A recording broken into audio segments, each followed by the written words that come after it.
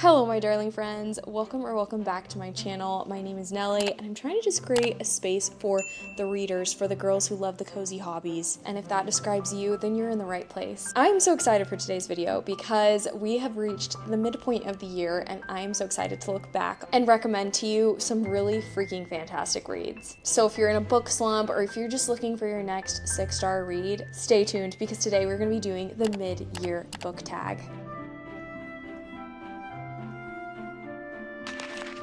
These are videos that I love to watch and I love to make too. I've got a list of questions here. I will also put them in my description in case you want to do this video too. But hopefully you guys will get some good recs out of it. Before we get started, I've been wanting to start my videos with my current read to just give you guys a little bit of real-time info on what I'm reading and how I'm liking it and whether I think you should read it too. I'm in the middle of 2 reads, both of which I have started in the last 24 hours. And generally I do like to have some type of an audiobook and then a physical read. And so that's what I have here too. I also just have my audiobook format. The book that I'm listening to on audio is The Someday Garden, which I'm really excited about. This is one of my most anticipated releases of this year because I love Ashley Poston. Such a big fan of The 7-Year Slip and her other books. And the premise of this one sounded so interesting, and so far I'm liking it. I will say I'm not as gripped as I kind of wish that I was, but I don't know if it's because I haven't been reading it with my eyeballs yet.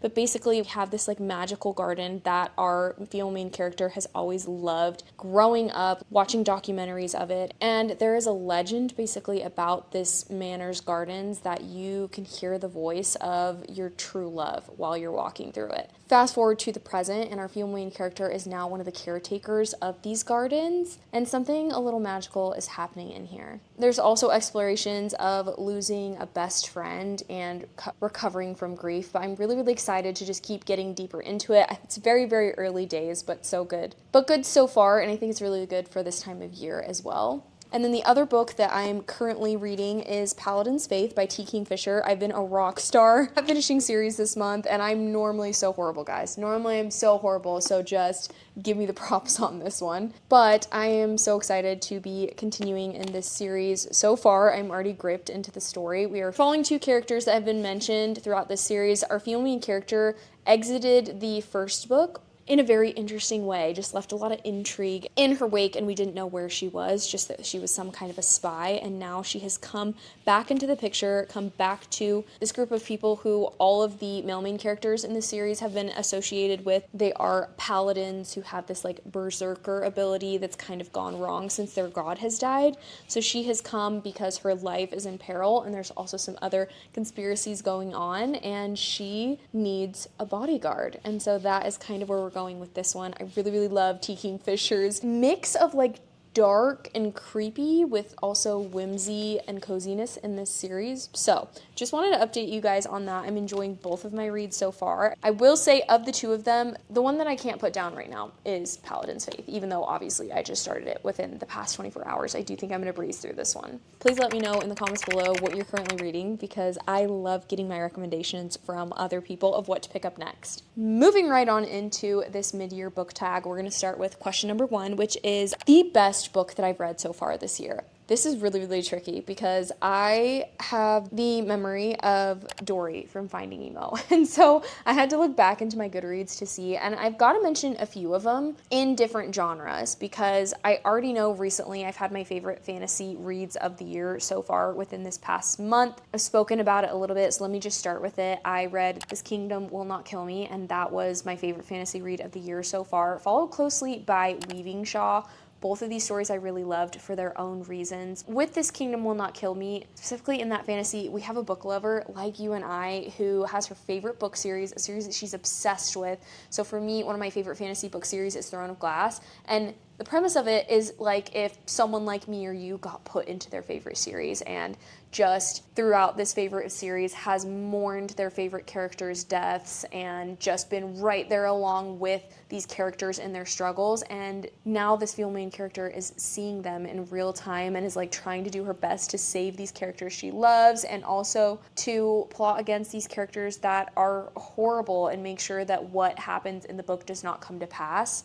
So fascinating. Highly recommend. Weavingshaw is just a really good gothic fantasy that's creepy for lovers of maybe like Belladonna by Adeline Grace, but also kind of in a Peaky Blinders setting, and also a rebellion happening, and our female main character can see ghosts. Very creepy, and one of the best, if not the best, slow burn books that I've read this year. For more on the fiction side, I have to mention 2 books that changed my brain chemistry, and the first one is going to be If We Were Villains by M.L. Rio. That book is just masterfully written. It is so incredibly great. I have yet to meet a person who's read it who hasn't liked it, and it is for lovers of Shakespeare or the theater kids.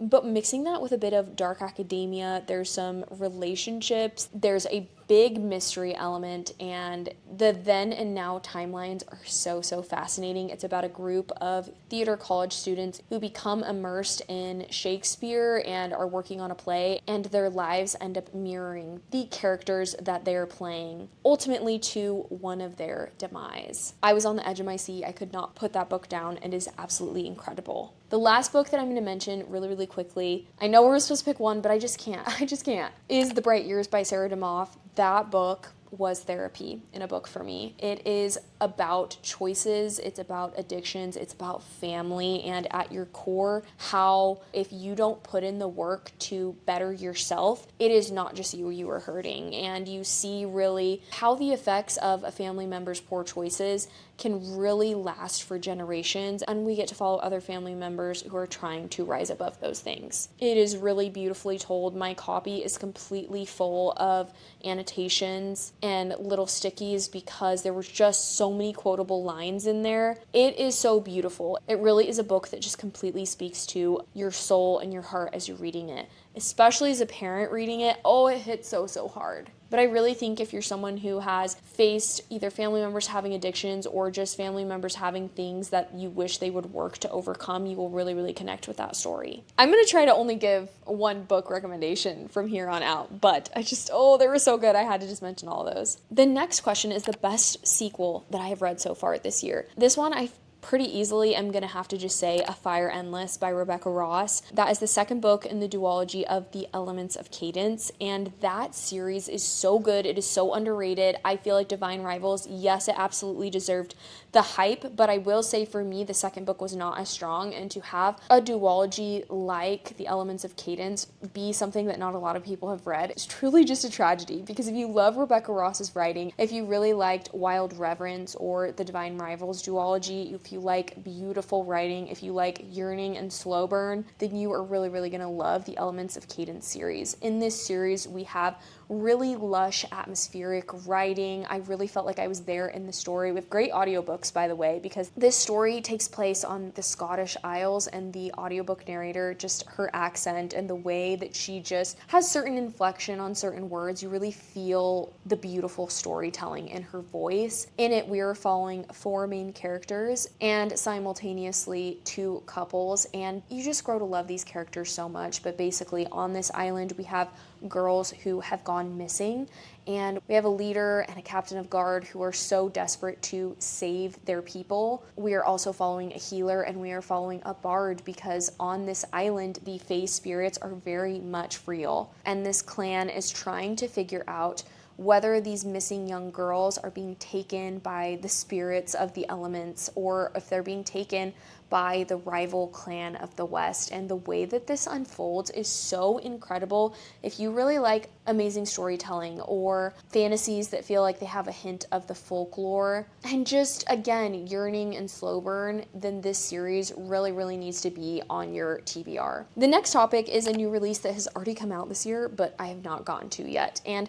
for this one, I have 2 that I'm going to mention super quick. First is going to be the sequel to This Monster of Mine by Shalini Abe-Sakara, and I really wanted to mention this because this is a lesser known read. It was so incredibly great. It's a fantasy that I want to say is based off of like the Greeks or the Romans. I'm saying that incorrectly, but I know there are other fantasies like The Will of the Many, for example, who's also based off of the same thing. And in this story, we have this really fascinating magic system and really fascinating political system, and our female main character has survived an attempt on her life, but she has been put together almost like Sally from The Nightmare Before Christmas, but everything she is doing is trying to figure out what happened to her and who did that to her, and she ends up becoming almost like a human lie detector through the magic that exists in this world, who is paired with a judge over a certain sector of the people. And while she's helping him by day, she is also looking into him by night, because for some reason his voice is triggering memories of what happened to her. So she's trying to figure out what he had to do with it, if he's the person who did this to her, and if not, who was behind this. Really, really fascinating. And this Blade of Ours is an arc that I already have access to, and I can't believe that I haven't read it. The next book that I'm really, really excited, or I guess say intrigued to read, is Lightwielder by Rachel Snyder. I read Metal Slinger last year, towards the beginning of the year, and I gave it 5 stars immediately. But it's one of those that right after I gave it 5 stars, after sitting on it a month later, I actually ended up giving it more of like a 3.75 star rating. And I feel like the reason for this is just because everyone talks about this plot twist. Everyone talks about the plot twist that broke the internet. And I do agree that it was a really, really interesting, intriguing plot twist. But looking back, I truly feel that there were no signs for this and nothing leading up to that. Without giving it away, I just feel like there was no writing or anything to support what was revealed at the end. And so I'm trying to figure out at the end of it, even though I do feel like the writing was great throughout, I couldn't tell if it was like a poor writing device to just hook you and keep you reading when there was no evidence to back up the reveal at the end, or if perhaps in reading the sequel I will get everything that I need to get and then it will bump this series back right up to a 5 star. I'm very, very confused over my feelings, but I do feel like reading the sequel will be very, very telling for me on whether I rave about this series or whether I'm just left wishing that there was a little bit more context given. Next is the most anticipated releases for the second half of the year, and boy do I have a few. I'm not going to go into them super deep, but I do want to tell you the books I'm really, really excited about. First, coming up very soon is The Exquisite Torment of Loving Your Enemy. The first book in this series really was such a pleasant surprise for me. As I was reading it, I was just almost laughing out loud. I thought that it was such a funny, such a witty book, and a true enemies to lovers slow burn. Even at the end of it, I think one of them hasn't even recognized their feelings. But there's something about the way that it was written that I just really, really loved and was so entertained by. I cannot wait for the next book in this series. We have kind of like an assassin and a healer in this, and they both need something from each other. Really, really fascinating to me. Then, of course, we have The Knave and the Moon, which I feel like everybody has read The Night and the Moth by this point, but I'm really a fan of atmospheric, lush, gothic writing. And so for me, I cannot wait, based off of the cliffhanger at the last book, to see where we go in this. I really, really am so intrigued by this world. And Rachel Gillig has become one of my favorite authors. After that, we have The Thief and the Traitor Bride, because I absolutely loved The Second Death of Locke, another really atmospheric, lush story with just aching yearning. And that's exactly what I want out of a book like that. There's Lady Night and basically her sworn mage. Oh, I just loved their relationship. Cannot wait to read the next book in this series, because they're basically going to be interconnected standalones in the same universe, and I just can't wait. I really, really hope that we get to see our two characters from the first book make a cameo in the next one. I'm also so excited for The Wretched Divine by Adeline Grace. I read the Belladonna series within the last year, and I really, really loved it. It's so funny because when I first tried to read Belladonna a few years ago, I just didn't like it. I DNF'd it, but I went back and reread it during spooky season, and I absolutely just fell in love with the storytelling. Great audiobooks, by the way, but The Wretched Divine is angels and demons. That's kind of the trope that's happening here. We have a female main character who's been training to bond with an angel, but then has to end up bonding with a demon instead, and there's really high stakes during it. And if there's something about me, it's that I love the angels and demons trope. Makes me think of the Shadowhunter series, like the Fallen series I loved growing up, and Hush Hush and all of that. So I'm really, really excited for this one. I already know, again, Adeline Grace is another one with lush, atmospheric, gothic writing, and that's just right up my alley. And lastly is the sequel to Rose in Chains things in the Evermore trilogy. I don't think that the name has been announced yet, but I'm really, really excited for that one. Now for my biggest disappointment. I feel like this is going to go to two books that were really, really highly recommended to me. They weren't books that I was anticipating, but they were very, very highly recommended. And first is going to be The Last Letter by Rebecca Yarros. This book has so many crazy high ratings, and I hated it. I hated it. I'm so sorry, guys. I just feel like it was torture for the sake of torture and just pain after pain with no good payout. And when you finally thought things were going to get better, it just went downhill again. It left me so unsatisfied and full of rage and really just truthfully confused as to why everybody else loves this book. I'm so sorry if that's your favorite book. It honestly scared me to read any other books by Rebecca Yarros because I just hated it so much. So you're going to have to let me know if there's other books by her other than like, you know, the Empyrean series that you've loved that I should give a try, because I really couldn't with that one. And I will say, as a mom, it had a lot to do with it. Some of the things that happened in this book really just left a bad taste in my mouth. Like, it just made me angry, and it felt like I put myself through suffering for no reason. So if you're a parent, really go into this book knowing that and just being prepared. After that is going to be one that I have heard so many incredible things about. Only had heard people giving it 5 stars, and then I read it and it was like just a 3-star for me, and I'm not even sure if I want to continue it. And it's Conform by Ariel Sullivan. I know that dystopian is having its moment, and I love that. I've enjoyed a dystopian book, but for me with this one, I just couldn't get past the fact that the female main character seemed so young, like honestly lower YA for being a female main character who was in her 30s, I believe, her early 30s or her late 20s. I was really excited to hear that there was going to be a book like this with an older female main character. As somebody who's just entered into her 30s, I feel like for me, I just wanted to see that representation a little bit. We have a lot of young female main characters in the dystopian world, and as well as in fantasy, and I was just so disappointed because, yes, although I feel like her world has kind of kept her in the dark, I wanted to see a little bit more maturity in just the way that she reacted to things or was acting. And I know that a lot of people would defend this book saying that that was just appropriate for her character, and just if that's the case for me, I didn't like it. I didn't connect with it. And for me also, when I have a love triangle, I want to be able to like both sides. And I couldn't. There was something with both of them that I was just like, I don't even know if I want to read and continue because I don't like the female main character, and I don't know that I love either one of the male main characters. So we will see. But I have heard good things about Beneath, which is the prequel, which really intrigues me. So, I'm not sure. If you read Beneath, please let me know in the comments below if I should try it. The biggest surprise for me, and that's going to go to a very short book, and it is When Among Crows by Veronica Roth. This was so good for being such a short book. The only notes that I had for this urban fantasy that was based on Polish folklore was that I wanted it to be longer, that I wanted so much more, and I'm so grateful. I just got the audiobook from Libby finally for the next book, which is To Clutch a Razor, and I'm so excited to start it. But this book, I feel like if you're just in the mood to read a gritty urban romance, something that's going to be shorter, it's not going to take too long, and it has really cool creatures, it's based off of folklore.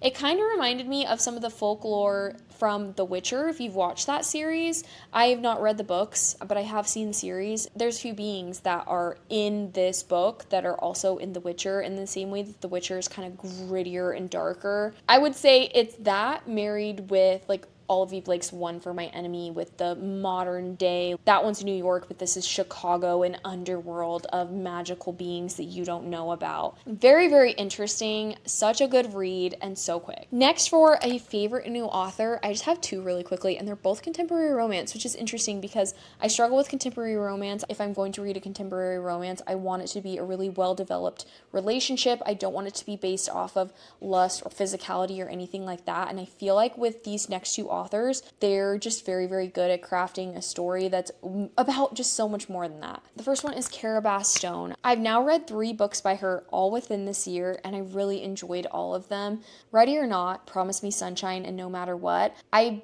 Want to say that Promise Me Sunshine might be my absolute favorite, but I still really enjoyed the other two. With Cara Bastone, I just think she takes really real, raw issues that people face in their lives, and she covers them so gracefully, and I feel like when I read her characters, I really feel like they're real. For example, in Promise Me Sunshine, we have two actually characters who are facing grief. One who's kind of like on the other side of the worst part of it, and then one who's in the middle, in the thick of it. And she just covers these subjects with so much grace and does them such justice. In her next book, we have two people who are married who have grown apart and who are having trouble communicating.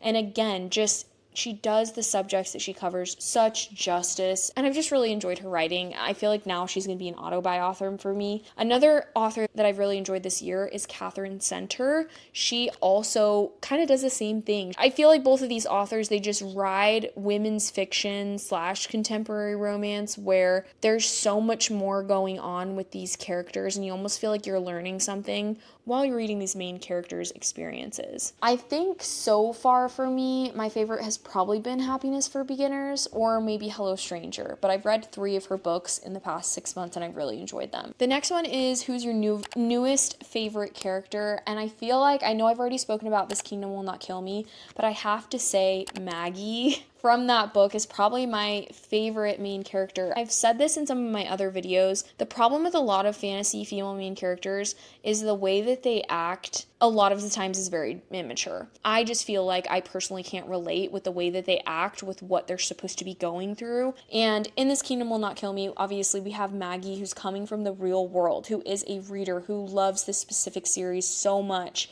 that she knows all the ins and outs. She knows these characters so well, and she goes into this fantasy series and she does us, the girls who love to read, such justice with the way that she acts, how intelligent she is, how she works behind the scenes with honestly just her knowledge of the series and her own cunning and also her love for these characters. She just feels so real and again just does all of the reading girls justice. She's probably my new favorite fictional character. Then for a book that made me cry, I will say I'm not really somebody who cries a ton in books, but I do feel deeply. And one book that made me feel just so sad and might have made me cry, again, the memory is not the greatest with me, is Hamnet by Maggie O'Farrell. I read this book because I really wanted to watch the movie, and I haven't even watched the movie yet, which is actually kind of shocking. It's kind of one of those I've forgotten about. But in Hamnet, we're basically following this family, and specifically the mother and the father, and they lose one of their children, and it's kind of how that experience affects them and how it breaks them and makes them into new people. And the way that Maggie O'Farrell just told this story and explained grief, I just connected with so deeply. She made me feel so many things and process so many things while I was reading this book. It is so beautifully written as well. I said this in my Goodreads review, but it feels like a story that is supposed to be like whispered over firelight, over generations. It is so good. It is so moving, and I highly, highly recommend it. The next is the most beautiful books I've gotten this year. I almost feel like I have to get up and go grab them off my shelf to show you. Hold, please. I'm back and I went and grabbed 2 of them, and already when I'm sitting here, I realize I'm going to swap one out. But let's start with the one with the most beautiful sprayed edges, because I feel like it's 2 different books for me. One with the most beautiful sprayed edges and then one with the most beautiful cover. So the first one for the sprayed edges, I'm going to go with Starside by Alex Astor. This book, for being a book that I just got at Target, it's not like I paid extra for a special edition or anything like that. The edges are so beautiful. The fact that this actually looks like a 3D night sky with just like a mountainous valley underneath it,